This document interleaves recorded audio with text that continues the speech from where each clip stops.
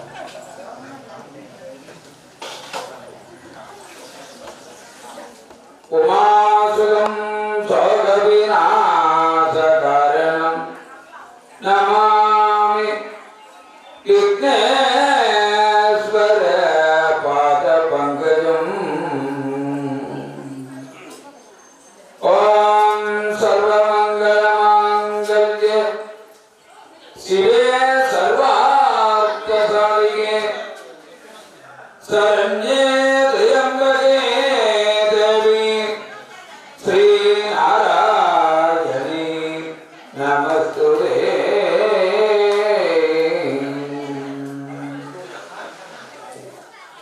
எல்லாம் வல்ல காளியம்பாளுடைய திருவருள் துணை கொண்டு அம்பாளுடைய பாத கமலங்களை தலைவீடு தூக்கி பணி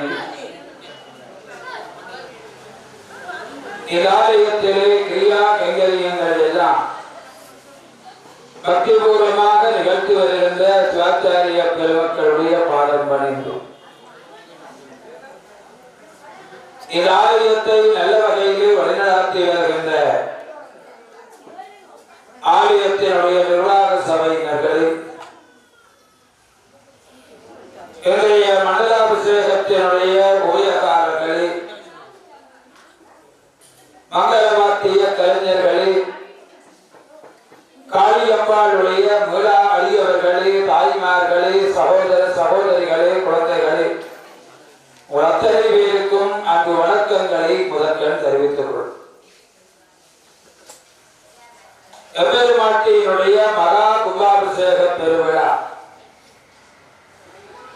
கடந்த பங்குனி உத்தர நன்னாளிலே நடைபெற்று அம்பாளுக்கு மண்டல அபிஷேகம் நடைபெற்று வருகிறது. உன்ன சிங்காரித்து உன்னழகை பாராமல் என்னை சிங்காரித்து இருந்தேன் பராபரமே என்று தாயுமானவர் ஒரு காலத்திலே இறங்கினார். என்னுடைய வாழ்க்கையிலே உன்னை சிங்காரித்து உன்னுடைய அழகை பாராமல் நான் இருந்து விட்டேன். என்னை சிங்காரித்தேன், என்னுடைய அழகையே நானே பார்த்தேன். அதனாலே என்ன பிரயோசனத்தை கண்டேன் என்று தாயுமானவ சுவாமிகள் ஏங்கி பாடியதை பராபர கண்ணிலே பார்த்தது. இறைவன் எங்கனும் வியாபித்திருக்கிறார். இந்த இறை சக்தி என்பது வானாகி மண்ணாகி வழியாகி ஒளியாகி ஊனாகி உயிராகி எங்கனும் வியாபித்திருக்கிறார். ஆனால் அந்த இறை சக்தியை எங்களுடைய இந்த ஊனக்கண்ணினாலே காண முடியாது. எங்களுக்கு எல்லாம் இருக்கிற கண் ஊனக்கண். சைவ சித்தாந்தம் அது பாச ஞானம் என்று சொல்ற. இறைவனை நாங்கள் காண வேண்டுமானால் அதுக்கு ஞானக்கண் வேணும். சித்தர்கள், யோகிகள், ஞானிகள் எங்கனும் இறைவனை கண்டார்.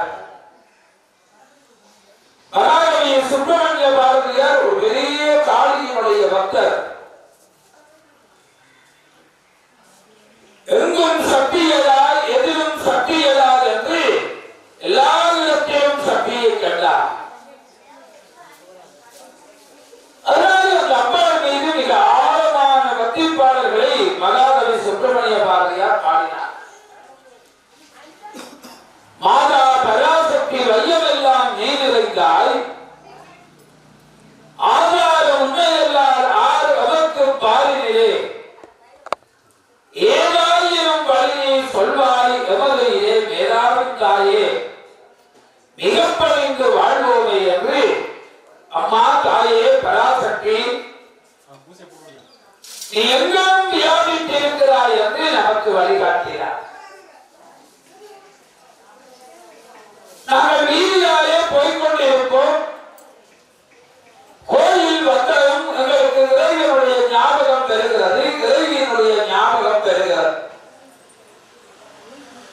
இந்த வீதியாலே ஒருவர்கள் காளியை கண்டவுடனே தாயே அம்மா காளியாட்சி வழிபடுவார். சற்று தள்ளி போனால் பிள்ளையாருடைய ஆலயம் பெறும். பிள்ளையாரை கண்டவுடனே அப்பனே பிள்ளையாரே என்று வழிபாடு காட்டுவார்.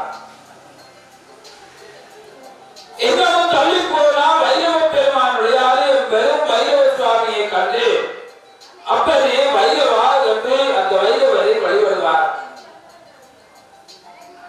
அந்த இறை சக்தியை ஆலயம் மூலமாக நாங்கள் கண்டு கொள்ளுகிறோம். அதனால்தான் சிவாச்சாரியார்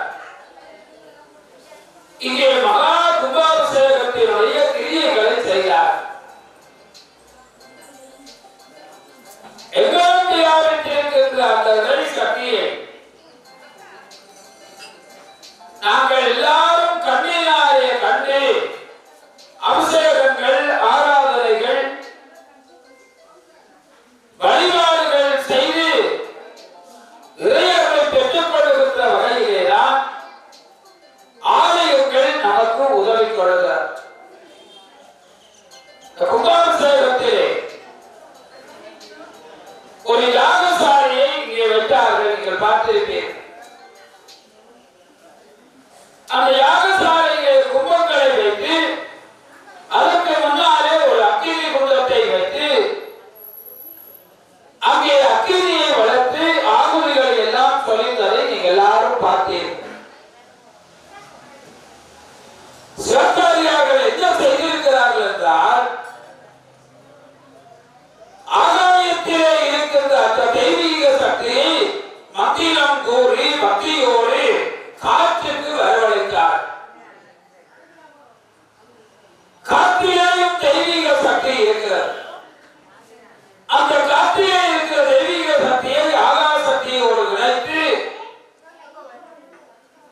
இந்த அக்கினி குண்டமாகிய ஓம குண்டத்திலே தீ இருக்கிறது. அந்த தீக்குள்ளே இந்த ரெண்டில் இருக்கிற தெய்வீக சக்தியை மந்திரமாக அங்கே பக்தியோடு இந்த அக்கினி குண்டத்திலே வரவழைத்தார். இந்த அக்கினி குண்டத்திலே ஏராளமான திரவியங்கள் எல்லாம் ஆகுதியாக விட்டார்கள். நீங்கள் எத்தனை பேர் முழுமையாக பார்த்தீர்களோ தெரியாது. அம்மாவுக்கு கொடுக்க வேண்டிய அத்தனை திரவியங்கள், அது சமைத்து வகைகள் மட்டுமல்ல, அங்கே நிவேதன வகைகள், பல வர்க்கங்கள் என்று சொல்லப்படுகின்ற பலவகையான பொருட்களை எல்லாம் இந்த அக்கினி குண்டத்திலே ஆகுதியாக கொடுத்து அக்கினி குண்டத்திலே இருக்கின்ற தெய்வீக சக்தியை கும்பத்துக்குள்ளே இருக்கிற நீருக்குள்ளே எழுத்தருளை செய்தார். அக்கினி குண்டத்திற்கும் கும்பத்திற்கும் இடையே ஒரு கனெக்ஷன் இருக்கு. நான் பேசிக்கொண்டு இருக்கிற பொழுது இங்கே இருக்கிற ஒரு வயர் அங்கே ஒலிபெருக்கி வரைக்கும் போய்த்தான் அங்கே சத்தத்தை அது பெரிதாக்கிக் கொள்கிறார். அதுபோது அக்கினி குண்டத்திலே இருந்து ஒரு நாடி சந்தானம் என்று நூல் வழியாக கும்பத்துக்குள்ளே அந்த தெய்வீக சக்தியை ஒன்று சேர்த்து கும்பத்திலே இருக்கின்ற தெய்வீக சக்தி இப்ப 4 பூதங்களிலே இருக்கின்ற சக்தி. கும்பாபிஷேகத்திற்கு முதல் நான் ஸ்பர்சாகுதி என்று ஒரு கிரியை. எத்தனையோ நீங்கள் எல்லாரும் தெரிவித்தீர்களோ எனக்கு தெரியாது. சிவத்தாரியார்கள் கும்பத்திலே இருந்து தற்பை கயிறு, நூல் என்பவற்றின் ஊடாக கும்பத்திலே இருக்கின்ற அந்த தெய்வீக சக்தியை காளியம்பாளத்திலே கொண்டு போய் சேர்த்தார். அது போதாது, முழுமையாக அந்த சக்தியை சேர்க்க வேண்டும் என்றால் யாகசாலையிலே இருந்த அந்த கும்பத்தை எழுந்தருள செய்து காளியம்பாளுக்கு அபிஷேகம் பண்ணினார். சும்மா கொண்டு போய் கும்பத்தை ஊற்றினார்கள் என்று நீங்க சொல்ல முடியாது.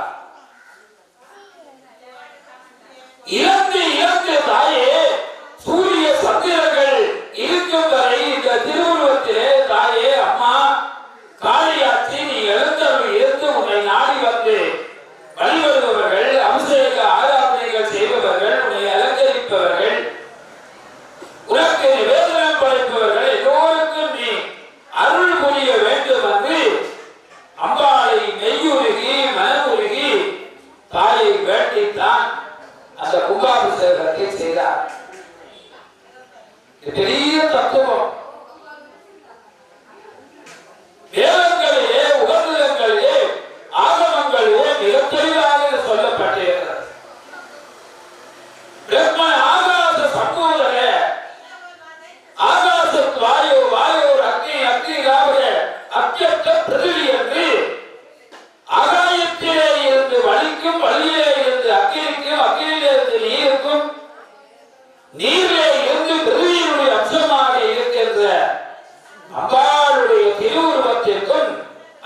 தெய்வீக சக்தி எழுத்தருளப்படுகிறது.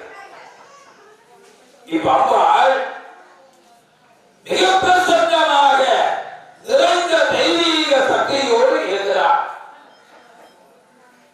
நாங்களாம் இப்ப போன் சார்ஜ் போட்டுக் கொள்வோம்.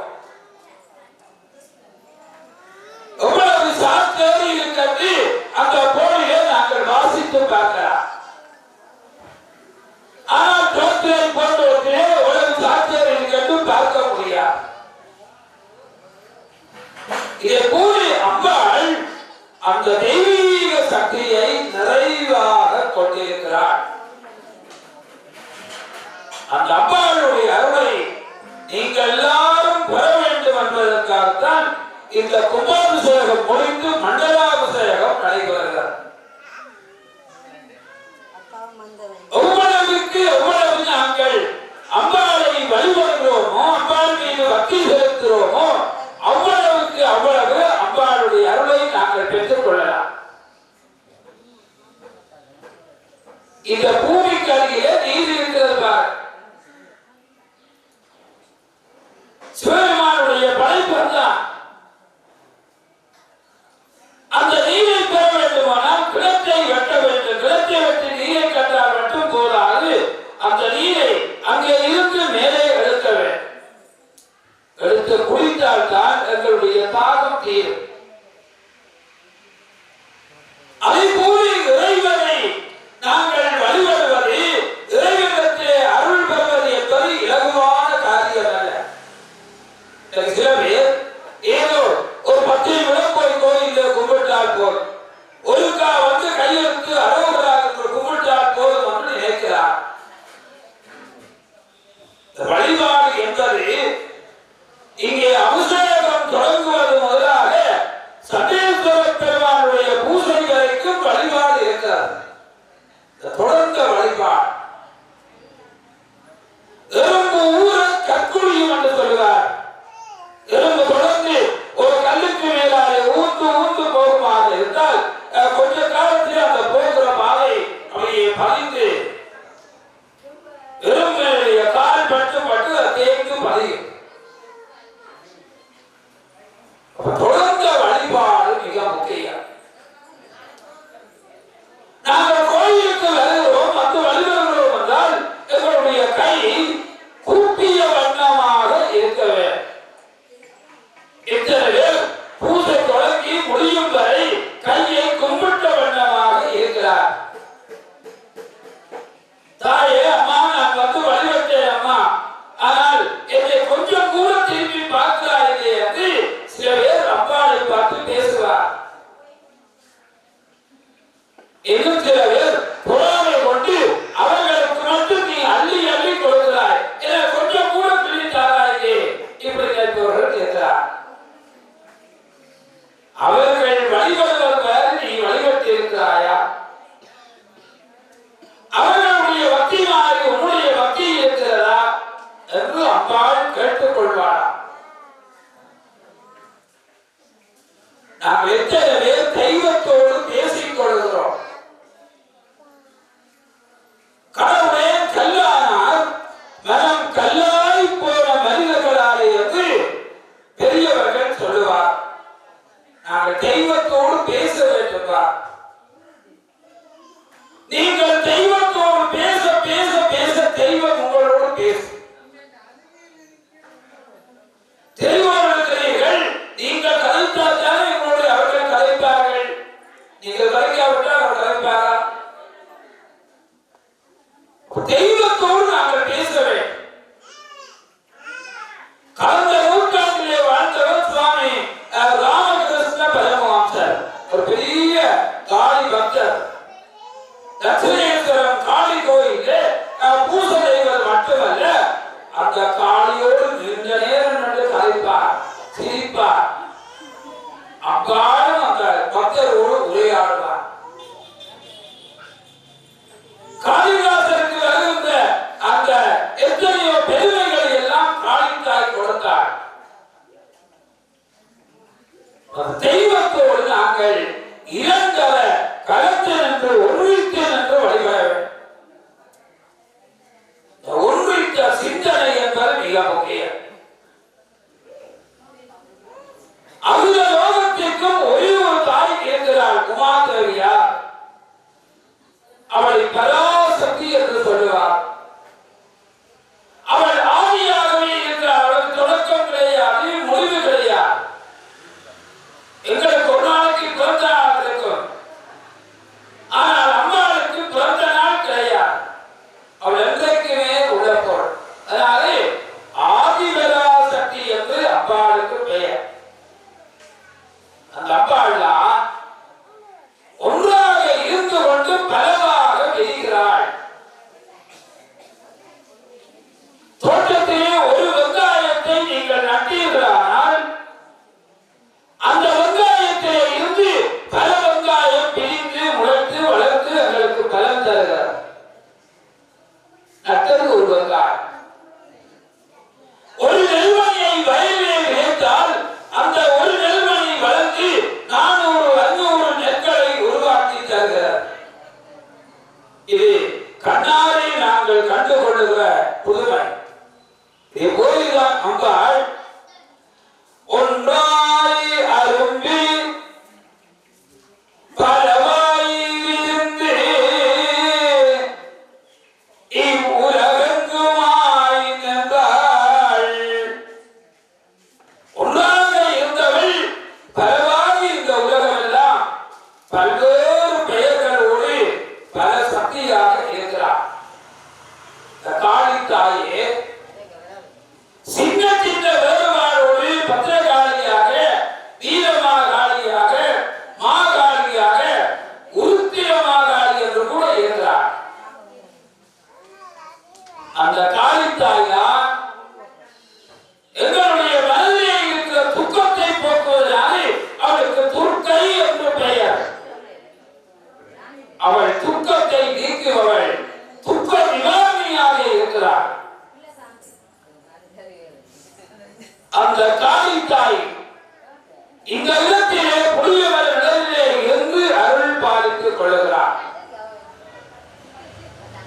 அந்த தாயை பேச வைப்பதும் அந்த தாயிடத்திலே இருந்து அருள் பெறுவதும் எங்கள் ஒவ்வொருவருடைய கையிலே தான் இருக்கிறது. நாங்கள் எவ்வளவு தூரம் பக்தி செலுத்தி வழிபாடு ஆற்றுகிறோம். நீங்கள் யோசித்து பாருங்கள். ஏதோ 10 நாளும் நான் கோயிலுக்கு போனேன், எவ்வளவு நேரம் நின்றேன், எவ்வளவு நேரம் மெய்யுருகி வழிபட்டேன் என்று கேட்டால் கிடையாது. நான் குத்து விளக்கு எரிந்து கொண்டு இருக்கிறார், எல்லாரும் பார்க்கிறேன்.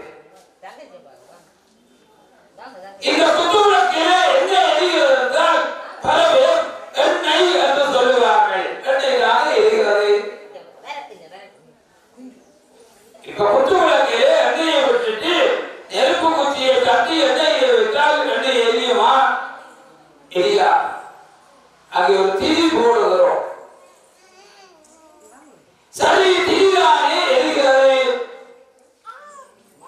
குத்து விளக்கிலே ஒரு திரியை போட்டு விட்டு நெருப்பு குச்சியை தட்டி வைத்து விட்டால் கொஞ்ச நேரம் அது எரிஞ்சு புகஞ்சு அணைந்து விடும். அப்ப திரியும் எரியா.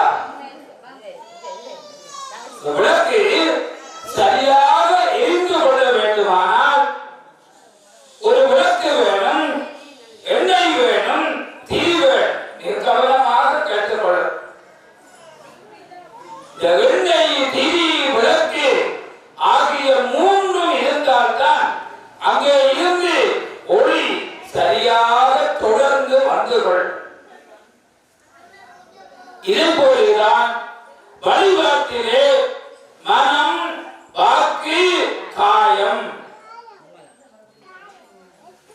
ஒன்றி இணைந்து வழிபடுவன். மனம் ஒருமித்த நிலையிலே மனம் அம்பாளை வழிபட வேண்டும். மனத்தினாலே வழிபாடு ஆற்றுவர். பூஜை நடைபெறுகிறது, அபிஷேகம் நடைபெறுகிறது என்றால் எங்களுடைய மனம் அங்கே எல்லாம்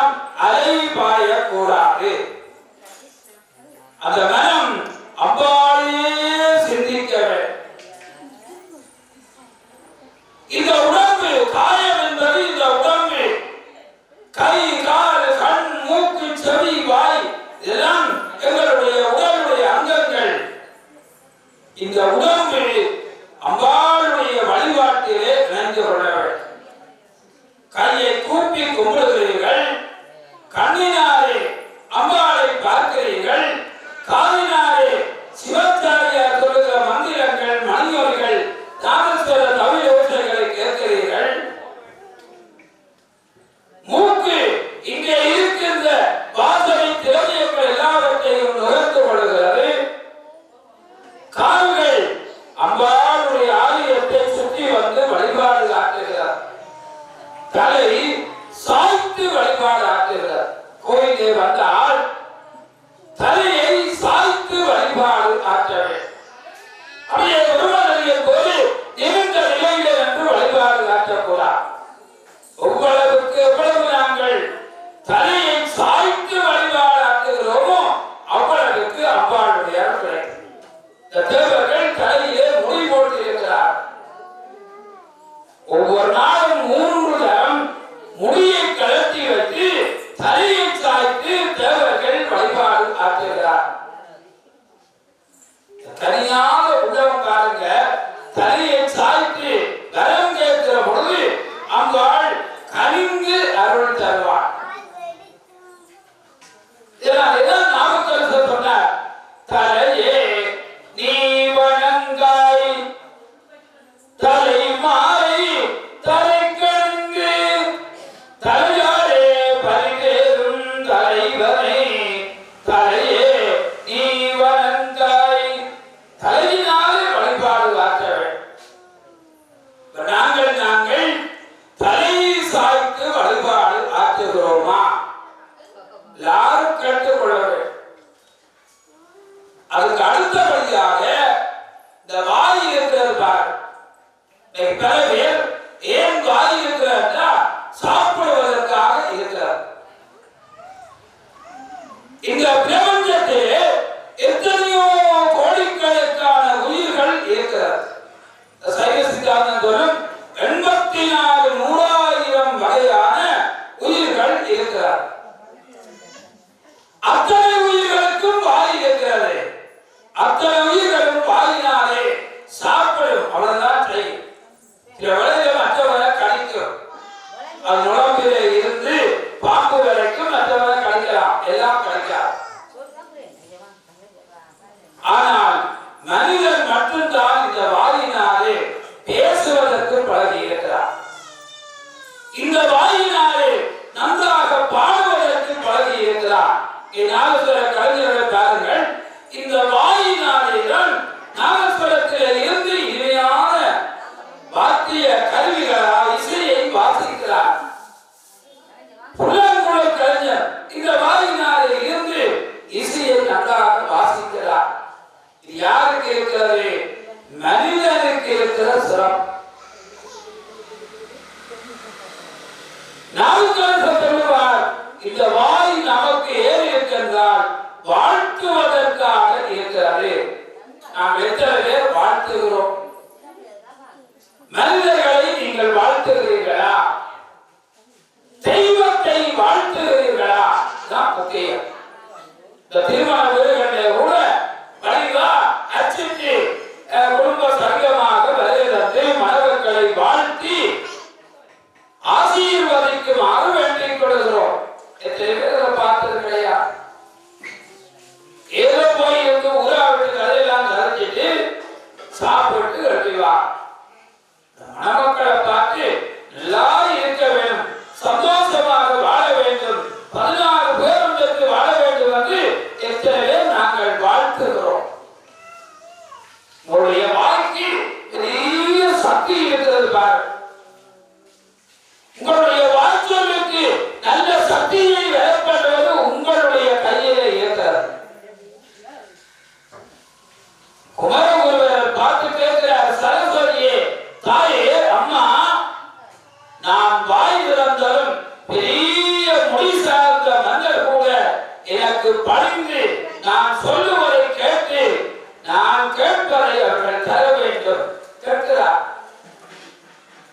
மண் கண்ட வெண்குடை கீழாக மேற்பட்ட மன்னரும் என் பண் கண்ட அளவில் பணிய செய்வாய்.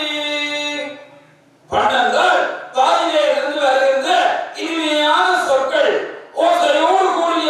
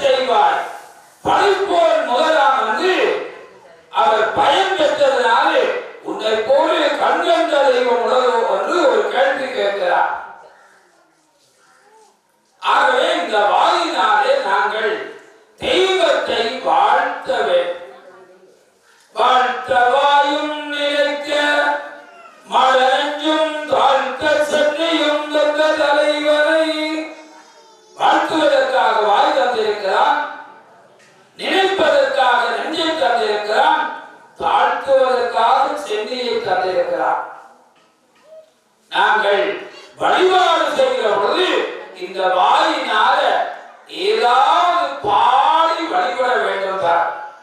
அது மிக முக்கியம். எக்ஸ்ட்ராச்சாரிய பெருமக்களை பாருங்கள், கிரியைகள் தொடங்குகிற காலத்திலேயே வாயிலே இருந்து மந்திரங்கள் வந்து கொண்டே பூஜை முடியும் வரை அவர்கள் வாயினாலே மந்திரங்களை உச்சரித்து தான் தீபாராதனை செய்தார்கள், கிரியா கைங்கரியங்கள் செய்தார்கள், அபிஷேகத்தை செய்தார்கள். ஏன்? அந்த வாய் வழிபாட்டை செய்ய வேண்டும். நாங்கள் எத்தனை பேர் கோயிலே வந்து வாயினாலே உங்களை தூரம் பாடி வழிபடுகிறோம். ஒரு பஞ்ச புராணத்தை இன்றைக்கு புலை இல்லாமல் பாடுவதற்கு எத்தனை பேர் தயாராக இருக்கிறார்? ஐயா தேவாரம் பாடுங்கள், சில பேர் பின்னுக்கு போகிறார். என்னை பாட செய்யலாம், என்ன செய்வது? படிப்பவர்கள் கூட பிழை இல்லாமல் தேவாரத்தை படிக்கிறார்கள். இதை எழுத்து பிழைகளை கற்கின்றது அந்த சொன்னார். ஒரு பிழை வரக்கூடாது. எங்களுடைய பெயரிலே ஒரு எழுத்தை பிழையாக எழுதினால் நாங்கள் ஏற்றுக்கொள்ளலாமா? ஒரு எழுத்து பிழை, ஒரு குற்று போடாவிட்டால் அந்த பெயர் எங்கேயோ போய்கிறது. ஆகவே பிழை இல்லாமல் படிக்க வேண்டும், அது மிக முக்கியம். கோயிலுக்கு நான் வந்து அம்பாளை 10 அபிராமி அந்தாளை பாடி இன்றைக்கு வழிபட்டு எத்தனை சொல்லுவதற்கு தயாராக இருக்கிறார். அபிராமி அந்தாளை அம்பாளை போற்றி பாடுகின்ற அருமையான ஒரு மந்திரம் பார். 102 பாடல்கள் இருக்கிறது. உங்களுடைய வாழ்க்கைக்கு என்னென்ன தேவையோ அதையெல்லாம் தரக்கூடிய வகையிலே அந்த பாடல்கள் அமைந்திருக்கிறது. கல்வி வேண்டுமா, செல்வம் வேண்டுமா, தீவன பாக்கியம் வேண்டுமா, பிள்ளை பாக்கியம் வேண்டுமா, காணி நிலம் வேண்டுமா, எல்லாவற்றிற்கும் அபிராமி அந்தாதியே பாடல் இருக்கிறது. எங்களுடைய நோய் பணி தீர்வதற்கு அபிராமி அந்தாதியிலே பாடல் இருக்கிறது. அயல் வீட்டுக்காரர் பகைவர்களாக இருக்கிறார்கள், அவர்களால் எங்களை துன்பம் என்றால் அபிராமி அந்தாதியிலே பாடல்கள் இருக்கிறது. அதை கட்டாயம் அம்பாளுடைய பக்தர்கள் கைவசம் வைத்திருக்க வேண்டும். கடந்த புதன்கிழமை சாவகச்சேரியிலே முத்துமாரி அம்பாளுடைய ஆலயத்திலே கும்பாபிஷேகம். இலவசமாக அந்த அபிராமி அந்தாதி பாடல்கள் கலந்துரைக்கின்ற தேவார பாடல்கள் என்று பலவற்றை சிறு புத்தகமாக அச்சிட்டு அடியார்களுக்கு கொடுத்தார். அங்கே ஒவ்வொரு மாதமும் அமாவாசை அன்றைக்கு அபிராமி அந்தாதி 102 பாடல்களையும் முற்றோத செய்கிறார். ஒரு 40 நிமிடம் போடுவார். எவ்வளவோ நேரத்தை நாங்கள் தேவையில்லாமல் வீண்விரியம் செய்து கொள்கிறோம். ஆனால் வழிபாட்டுக்காக நாங்கள் எவ்வளவு நேரத்தை ஒதுக்கி கொள்கிறோம். இன்றைக்கு நாங்கள் பஞ்சபுராணம் பாடினால் அவர்களுக்கெல்லாம் ஒரு சான்றிதழ் வழங்கி கௌரவித்துக் கொள்கிறோம். இந்தியாவிலே கையை அறக்கட்டளையோடு தொடர்பு கொண்டு யார் யார் பஞ்சபுராணத்தை பிழை இல்லாமல் பாடுகிறார், பிள்ளைகளுக்கு அல்ல, 95 வயது பாட்டி கூட பஞ்சபுராணத்தை பிழை இல்லாமல் பாடிவிட்டால் அவர்களுக்கு சான்றிதழ் வழங்குகிறோம். நீங்கள் கூட விரும்பினால் பஞ்சபுராணத்தை மனனம் செய்து பிழை இல்லாமல் எனக்கு பாடி காட்டலாம். வருகின்ற 16ஆம் தேதி இந்தியாவிலிருந்து முனைவர் துரைசாமி ஐயா அவர்கள் இங்கே வருகிறார். யாழ்ப்பாணத்திலே வந்து இப்படியே தென்னிலங்கை வரை போக இருக்கிறார். எல்லா இடங்களிலும் பஞ்சபுராணம் பாடி இருக்கிறார்கள். அதுபோல ஒரு பதிகம் என்று சொல்லுவார்.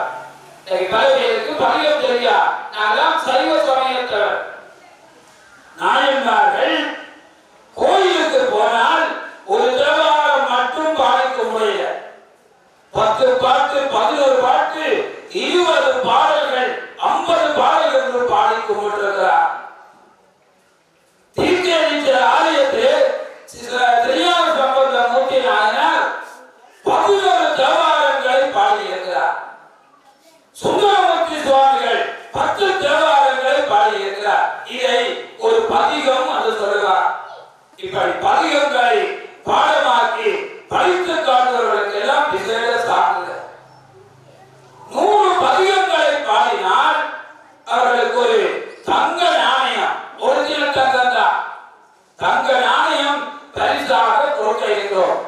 நீங்கள் யாராவது கொஞ்சம் கொஞ்சமா ஒரு நாளைக்கு 10 எங்க ஒரு கிழமை 10 கலந்து 10 எங்க ஒரு கிழமை கலந்து 10 ஆறுதலாக படித்து படித்து காட்டலாம். மனம் முக்கியம். புத்தகத்தை பார்த்து படிக்கிறது அப்படி படித்து காட்டி எத்தனையோ பேர் உலக நாடுகள் இந்தியாவில் மட்டுமல்ல எல்லா நாடுகளில் இருந்தும் அவர்கள் பரிசுகளை சான்றிதழ்களை பெற்றுக் கொள்கிறார். தேவாரம் பாடுங்கோ பல பேர் பிள்ளைகளுக்கு என்று நினைக்கிறார். மிக அண்மையிலே வடமாகாணத்தினுடைய கல்வி படிப்பாளர் ஒரு கருத்தரங்கிலே சொன்னார், ஒரு மனிதனுக்கு சாகும் வரை திருமுறை பாக்கள் மனமாக இருக்க வேண்டும். கண்டறியாது வருத்தத்திலே படுத்திருந்தாலும் மனம் செய்து கொண்டால் அவன் அவ்வப்போது பாடி பாடியாவது கும்பிடுவான், அருமை பெறலாம். ஆக அன்பர்களே, இந்த வாயினாலே அம்பாளை நீங்கள் எல்லாரும் பாடவே. அம்பாளுடைய பக்தர்கள் அபிராமி அந்தாதி 102 பாடல்களையும் பாடமாக்கி வைக்கலாம். ஒவ்வொரு நாளும் சாப்பிடுகிறோம், ஒவ்வொரு நாளும் நாங்கள் தூங்குகிறோம். அதை போல ஒரு நாளைக்கு ஒரு பாட்டு பாடமாக்கினால் யோசித்து பாருங்க, 4 மாதத்துக்குள்ள பாடமாக்கி முடிக்கிறார். எங்களுடைய தந்தையார் நமக்கு வழிகாட்டி சின்ன வயதிலேயே அப்பா அபிராமி அந்தாதியை படிப்பார், அம்மா படிப்பா, எங்களையும் படிக்க சொல்லி நாங்கள் பாடமாக்கிறோம். உங்களுக்கு அது பயனுடையதாக இருக்கிறது. போகின்ற பொழுது வருகின்ற பொழுது தொடங்கிவிட்டால் அந்த அபிராமி அந்தாதி பாடல்களை பாடிக்கொண்டு தெய்வ சிந்தனையோடு போவோம். தோட்டத்திலே வேலை செய்தால் என்ன, வீட்டிலே சமைத்தால் என்ன, பாடி பாடிக்கொண்டு நீங்கள் வேலை செய்தீர்களானால் அது தெய்வீக சிந்தனையோடு நீங்கள் இருக்கலாம். அதான் உங்களுக்கு போகிற வழிக்கு புண்ணியத்தை தந்துவிடும்.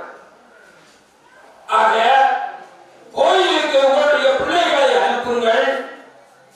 பண்பாட்டோடு கலாச்சாரத்தோடு கோயிலுக்கு வாரு. எங்களுடைய சமயத்தில்தான் இந்த பண்பாடு என்பது கொஞ்சம் அருகி போகிறார். ஒரு பாடசாலைக்கு போவது மாணவர்களுக்கு ஒரு சீருடை, ஆசிரியர்களுக்கு ஒரு சீருடை. ஆனால் கோயில் கேட்டா எப்படியும் வரலாம் என்று பல பேர் நினைக்கிறார். கோயிலுக்கு வருகிற பொழுது எங்களுடைய கலாச்சார பண்பாடுகளை மிக தெளிவாக நாங்கள் கடைபிடிக்க வேண்டும்.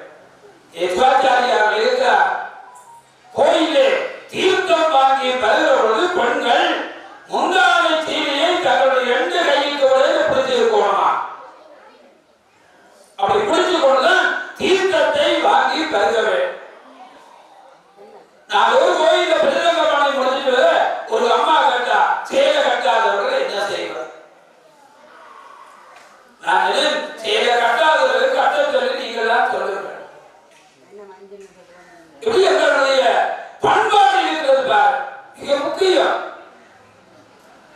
காலப்போக்கில் வேண்டுமானால் அம்பாளுக்கு சேலை வாங்கி கொடுப்பீர்கள், எங்களுக்கு காலப்போ பஞ்சாயத்து வாங்கி கொடுப்பீர்கள் தெரியாது.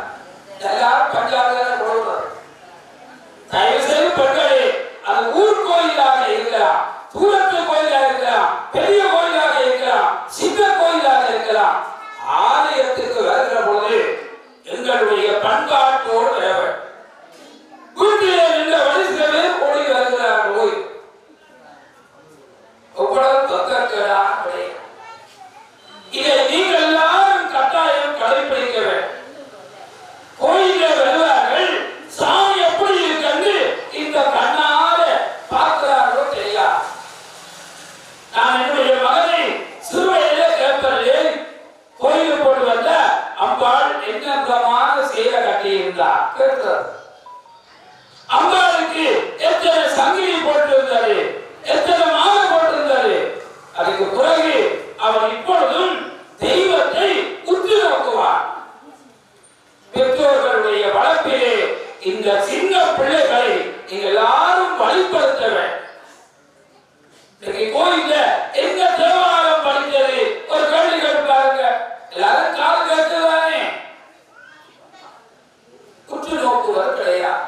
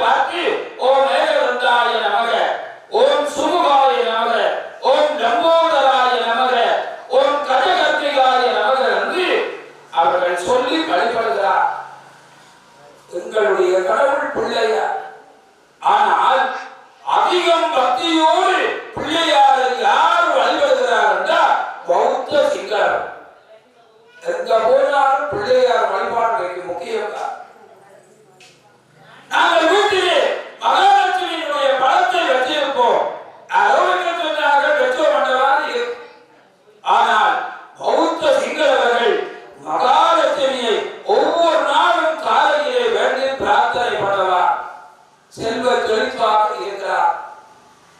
நாங்கள் ஏதோ வச்சிருக்கிறாங்க, அவ்வளவுதான். அரிசியை வாங்கி வீட்டில் வைத்துக் கொள்ளலாம், அது எங்களுடைய பசியை மாற்றாது. அந்த அரிசியை நாங்கள் சமையல் செய்து சாப்பிட்டால்தான் பசிமா. கோயில் இருக்கிறது, கோயில் இருந்தால் மட்டும் போதுமா? நீங்கள் பெற வேண்டும், வழிபாடு ஆற்ற வேண்டும், அம்மாவோடு பேச வேண்டும். அப்படி பேசினீர்களானால் உங்களுக்கு வேண்டிய பலாபலங்களை நீங்கள் பெற்றுக் கொள்ளலாம். நாங்கள் பல பேர் பின்னுக்கு இருப்பதற்கு ஒரு காரணம், எங்களுக்கு சரியான வழிபாட்டு முறைகளை கடைபிடிப்பது கிடையாது. எங்களுக்கு ஆழமான பக்தி கிடையாது, நீண்ட நேர வழிபாடு எங்களுக்கு கிடையாது. காளி தாயை பௌத்த சிங்களவர்கள் ஒவ்வொரு பக்தியாக வழிபடுகிறார்கள். அவர்கள் எவ்வளவு தூரம் போற்றுகிறார்கள், நாங்கள் கிடையாது. ஒரு தேங்காய் கொண்டு வந்து சுத்தி வந்து அடிப்போம். ஆனால் அவர்கள் ஒரு தேங்காயை கையிலே வைத்துக் கொண்டு அதை கற்பூரம் ஏற்றி ஒவ்வொரு நேரம் வேண்டுதல் செய்கிறார். வேண்டுதல் செய்துதான் அந்த தேங்காயை அவர்கள் உடைத்துக் கொள்கிறார். நாங்கள் எங்களுடைய பக்தியை வளர்த்துக் கொள்ள வேண்டும். எங்களுடைய வழிபாட்டுக்கு அதிக நேரம் கொடுக்க வேண்டும். ஏதோ ஒரு தரம் கும்பிட்டால் போதும் என்று நினைத்தால் எங்களுக்கு அருளை கிடைக்குமா? வீட்டிலே டெலிபோனுக்கு சார்ஜ் போடுவீர்கள், கொஞ்ச நேரம் போடுவது, கொஞ்ச நேரம் கலத்துவது, திரும்ப போடுவது, கலத்தி வைப்பது, இப்படி கொஞ்சம் கொஞ்ச நேரம் போட்டால் சார்ஜ் போடுவா. இதை போதுதான் எங்களுடைய வழிபாடு தொடர்ந்த வழிபாடாக, இறுக்கமான பக்தியோடு இருக்கின்ற வழிபாடாக அமைத்துக் கொள்ள வேண்டும். ஆலயம் என்பது ஆன்மாக்கள் லயித்துக் கொள்ளுகின்ற இடம். லயம். எங்களுடைய மனம் எவ்வளவு தூரம் லயிக்கிறது, எங்களுடைய உயிர் ஆன்மா இறைவனோடு எவ்வளவு தூரம் ஒன்றித்துக் கொள்கிறது, இது மிக முக்கியமான. வள்ளலார் கேட்பார், ஒரு மயுடன் நிலவே திருவடி நினைக்கின்ற உத்தமர்தம் உறவு வேண்டும். உள்ளொன்று வைத்து புறம் ஒன்று பேசுவார், உறவு கழுவாமை வேண்டும். நிதி வேண்டும், நின் கருணை நிதி வேண்டும், நான் நோயற்ற வாழ்வு வாழ வேண்டும். உண்மையில் எங்களுக்கு தேவையானது நோயற்ற வாழ்வும் நிம்மதியான வாழ்வு. ரெண்டும் இருந்தால் அதற்குள்ளே எல்லாம் வந்துவிடுவார், எல்லாம் வந்துவிடும். ஆனால் நாங்கள் கோயிலுக்கு வர பொழுது ஒரு பெரிய லிஸ்ட கொண்டாந்து கடையில சாமான் வாய்த்த மாதிரி வாசிக்கிறார். கடையில லிஸ்ட வாய்ச்சி சொல்லலாம் கலக்காம, ஆனா காசு கொடுத்தாதான் அவ்வளவு சாமானையும் தருவான். அம்பாடத்திலே அந்த லிஸ்ட மட்டும் அதுதான் இதுதான் என்று வாசித்தால் போதுமா? யாரும் யோசி. அது வாசித்தால் அம்பாள் தருவதற்கு அம்பாளை எங்களுடைய உறவுக்காரியாக, எங்களுடைய அன்புள்ளவளாக நாங்கள் மாற்ற வேண்டும். அன்புள்ளவளாக மாற்றிக்கொண்டால் நாங்கள் கேட்கிற எல்லாவற்றையும் தருவார். ஆனால் எவ்வளவு தூரம் நாங்கள் அன்புள்ளவளாக ஆக்கிக் கொள்ளுகிறோம்? அம்பாளுக்கு மகா கும்பாபிஷேகம் நடைபெற்றிருக்கிறது, மண்டல அபிஷேகம் நடைபெற்றிருக்கிறது. அம்பாளுடைய தெய்வீக சக்தி அதிகமாக இருக்கிறது. ஆனால் எத்தனை பேர் அதை நாங்கள் முழுமையாக பெற்றுக் கொள்ளுகிறோம்? ஒவ்வொருவரும் சிந்தித்துக் கொள்ளும். உங்களுடைய சிந்தனையும் உங்களுடைய வழிபாடு தான் மிக முக்கியமான. நாங்கள் சாப்பிட்டால் எங்களுக்கு பசிமா, மற்றவர் சாப்பிட்டால் எங்களுக்கு பசிமா. அதை போல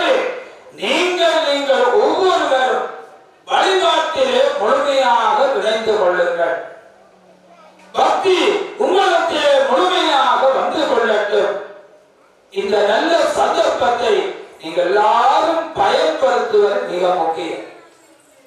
நீண்ட நேரம் தனியாக கூட இங்கே வந்திருந்து வழிபாடு ஆற்றலாம். அது உங்களுடைய கையில இருக்கிறார். பௌத்த சின்னவரை பாருங்கள், தீபம் ஏற்றுவார். தீபம் ஏற்றிவிட்டு தீபம் அணையும் வரைக்கும் அவர்கள் பிரார்த்தனை பண்ணிக் கொள்ளுகிறார். நாங்கள் தீபத்தை ஏற்றி வைப்போம், அங்காலே போயிடும், சில நேரம் தீபம் அணைந்துவிடும், ஏற்றினால் காணும் என்று நினைக்கிறார். ஒரு விடயம் நண்பர்களே, நீங்கள் எல்லாரும் நெய் விளக்கு ஏற்றுகிறீர்கள், அது நல்ல விடயம். ஆனால் இன்றைக்கு நெய் விளக்கு என்று கடைகளிலே மெழுகை செட்டியில வைத்து திரியும் வச்சு அதுக்கு ஒரு பொருத்தி பெயர் வச்சு பட்டியல் அடிச்சு இருக்கிறார். அங்க ஒரு துளி கூட நெய் கிடையாது, கட்டியாக இருக்கிறார். அந்த மெழுகு தீபத்தை ஏற்றுவதனால எந்த பிரயோசனமும் கிடையாது. நல்ல நெய்யாக போத்தல்ல வாங்கி செவ்வாய்க்கிழமையோ வெள்ளிக்கிழமையோ நீங்கள் அந்த நெய்யிலே ஒரு பகுதியை விட்டு ஏற்றி விட்டு மிச்சத்தை கொண்டு அடுத்த செவ்வாய்க்கிழமை நீங்க பயன்படுத்தலாம். இந்த நெய் கூட கலப்படம் செய்கிறார். சாப்பாட்டுக்கு நாங்கள் நல்ல நெய் வாங்குவோம், ஆனால் விளக்கேற்றுவதற்கு என்னெல்லாம் கலக்கிறாரோ தெரியாது. மரக்கறி எண்ணெய் இருக்கு பாருங்க, மரக்கறி எண்ணெயில விளக்கேற்றினா நாசம் தான், அது வீட்டிலேயே போயிட்டு சமைக்க பயன்படுத்தலாம். ஆனால் விளக்கேற்றுவதற்கு அது பயன்படுத்தலாம். உங்களால் தூய நெய் வாங்க முடியவில்லையோ நல்ல நெய்ல விளக்கேற்றுங்கள், அது மிக மிக நல்லது. தூய நல்லெண்ணெய் உருவத்தை நாங்கள் பெற்றுக் கொள்ளலாம். ஆனால் நெய் இன்றைக்கு அநேகமாக கலப்படம். ஆகவே அந்த விளக்கை ஏற்றி அந்த விளக்கை பார்த்து பிரார்த்தனை பண்ண. தீபத்தை கும்பிட்டாலே எங்களுக்கு எத்தனையோ வகையான செல்வ வளங்கள் சிறப்புகள் கிடைக்கும். சொல்லுவார், சுபம்பவது கல்யாணம் ஆயுள் ஆரோக்கிய சம்பதம் மம சத்ருநாசாய தீபத்தோதி நமத்துலே. வீட்டிலே கூட விளக்கேற்றினால் அந்த தீபத்தை பார்த்து நாம் எல்லாரும் கும்பிட வேண்டும். அம்மாவா தாங்கள் மட்டுமல்ல, தங்களுடைய பிள்ளைகளுக்கும் நல்ல பழக்க வழக்கங்களை நல்ல வழிபாட்டு முறைகளை சொல்லிக் கொடுக்க வேண்டும். எல்லாரும் வீட்டிலே குடும்பமாக சேர்ந்து பொழுது வருகிற பொழுது சக்கல் பொழுது ஒரு அரை மனத்தியாரமாவது எல்லாரும் வழிபடுங்கள், உங்களுடைய வாழ்க்கையிலே முன்னேற்றம் வருவீர்கள் என்று கேட்டு அம்பாளுடைய ஆலயத்திலே நடைபெறுகின்ற இந்த மண்டல அபிஷேகத்தை நீங்கள் எல்லாரும் பயனுடையதாக ஆக்கி நல்ல பயனை பெற வேண்டும். உங்களுடைய வழிபாட்டிலே சரியான வழிபாட்டை மேற்கொள்ளுங்கள், நீங்கள் மேன்மை பெறலாம் என்று கேட்டு அருமையான இந்த நேரத்தை ஒதுக்கி தந்த சிவாச்சாரிய பெருமக்கள், ஆலயத்தினுடைய திருவிழா உதவியாளர்கள், பொறுமையோடு இந்த சொற்பொழிவை மற்றும் அத்தனை பேருக்கும் என்னுடைய நன்றிகளையும் வாழ்த்துக்களையும் கூறி, எல்லாம் வல்ல காளியம்பாளுடைய திருவருளை நீங்கள் எல்லோரும் பெற்று சகல செல்வ யோகம் மிக்க பெருவாழ் பெற்று வாழ வேண்டும் என்று வாழ்த்தி, எங்களுடைய திருவிழா உபயகாரர்கள் எங்களுடைய சமயத்திலே இருக்க அருமை பெருமைகள் உண்மைகள் வழிபாட்டு முறைகளை கொஞ்சமாவது நீங்கள் எல்லாரும் அறிந்து கடைபிடிக்க வேண்டும். நீங்கள் எல்லோரும் உங்களுடைய வாழ்க்கையிலே முன்னேற்றம் பெற வேண்டும் என்று இந்த சொற்பொழிவை ஒழுங்கு செய்தார்கள். அவர்களுக்கும் அவர்களுடைய குடும்பத்தார்கள் எல்லோருக்கும் எல்லாம் வல்ல காளித்தாயினுடைய மேலான திருவருள் பரிபூர்ணமாக கிடைக்கப்பெற்று சகல செல்வ யோகம் மிக்க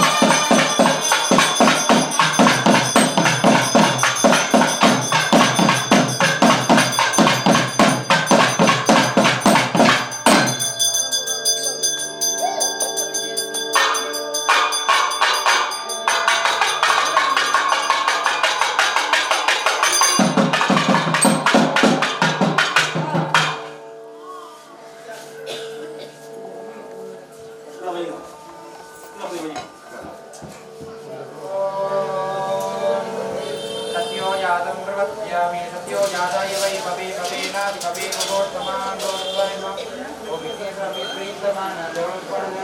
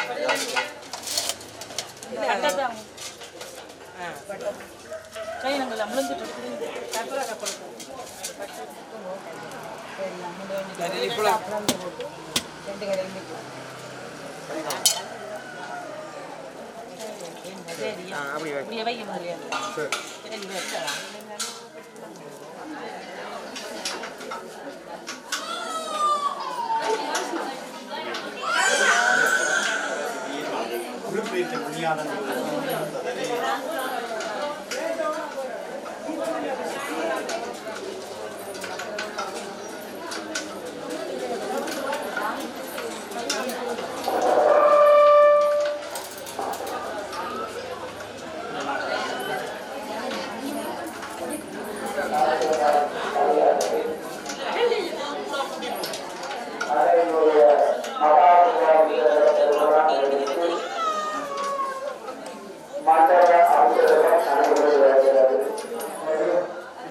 உங்களுக்கு அன்போடு அறியப்படுகிறார்கள். 8 மணி 40 நிமிடத்திற்கு பராபகம் என்று சொல்லப்படுகின்ற புது வருடம் தொடங்குகிறது. செவ்வாய்க்கிழமை அதிகாலை 4:40 மணி முதல் நண்பர்கள் 12:40 மணி வரை உள்ள காலங்களில் நான் சாதனைகளை நீங்கள் செய்து கொள்ளலாம் என்பதையும் இந்த நேரத்தில் உங்களுக்கு அன்போடு அறியப்படுகின்றோம்.